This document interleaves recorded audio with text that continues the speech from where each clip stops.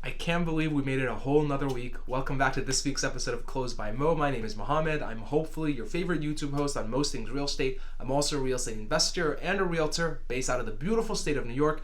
Before we go any further into this week's episode, for anyone that doesn't want to sit through this whole video, maybe because they hate my voice or they're afraid of how much they love me, they can't, fathom sitting through this whole video, you can go ahead and scroll down, click on the link in the description below for the blog post, for my social media posts as well. And if you are enjoying these videos, please drop a like or subscribe. I think the button is down here somewhere. It really helps with the YouTube algorithm, and it helps promote this content to others that might be interested in, reading and watching about what you guys are enjoying so far. So without further ado, let's jump right into what I think the top most popular real estate investing strategies are.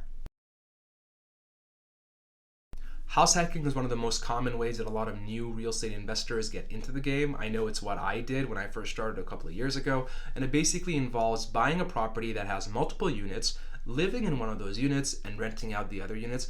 I think this is a great strategy because you're not only, buying a house as a primary residence, but you're also able to supplement your income with the revenue that you're getting, which will also help pay a big chunk of your mortgage, if not cover it in total. One of the best secrets, or not so, well-kept secrets about this strategy is because you're house hacking, it's a primary residence, you can use a government-backed loan program, like an FHA loan program with a very low down payment to help buy your first property. So it's really great. It works out in all directions, and I highly recommend it to everyone that's thinking about buying a home and also getting started in real estate investing.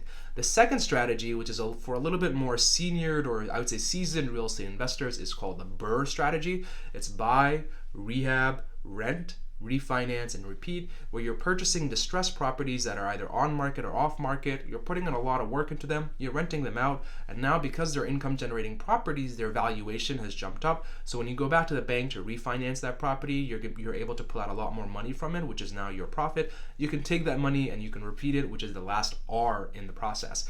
The third, and probably one of the most safest ways to get into real estate investing, is just buy and hold, which pretty self-explanatory. It's where you're not having to add any value to the property. You're maybe buying a property that's already pretty, high class, type A, location A kind of property, where you're just purchasing it, you're holding it, you're collecting your rent payments, you have a property management company in place. They handle any tenant questions or any concerns that might pop up. It's the closest thing to mail check money. The fourth, and probably one of the most, I would say, sexiest ways to get into real estate investing, is something I do not recommend for first-time investors: house flipping or property flipping, where it's very similar to the BRRRR method, except now you're purchasing a property with most likely hard cash or a hard money option that needs to be repaid in 6 months.